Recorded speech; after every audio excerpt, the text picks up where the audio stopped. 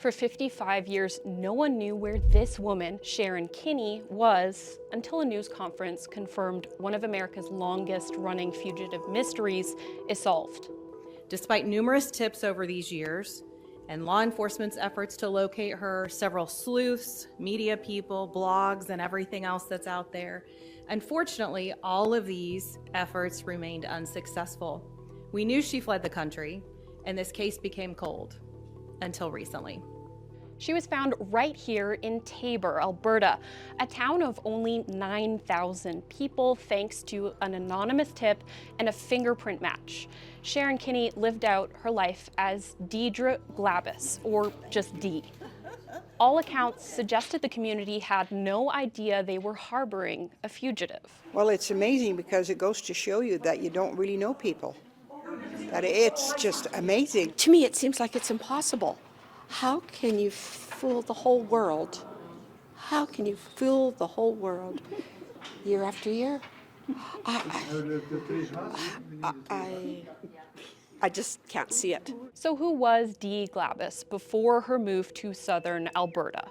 And she said she was in the bathroom getting ready to go out to a church dinner, and she heard her daughter say, "Daddy, how's this thing work?" And then she heard a shot, and she said she ran in the bedroom, and that's discovered her husband. There has been lots of speculation that Dee, or Sharon Kinne, killed her first husband and only weeks later, as a mistress to another man, killed his wife back in her hometown, Independence, Missouri, a satellite community of Kansas City. I used to call her the pistol-packing mama.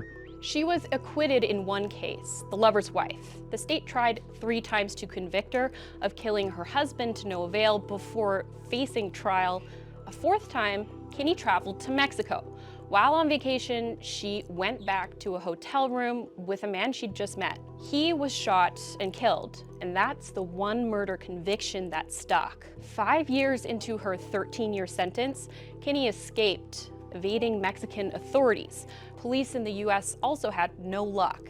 Now, with this cold case closed, her Alberta connections are coming clear. Newspapers say in 1973 she appeared in Taber with a new husband, Saskatchewan-born Jim Glabus. They both worked as realtors in the 70s. In 1979, Jim died.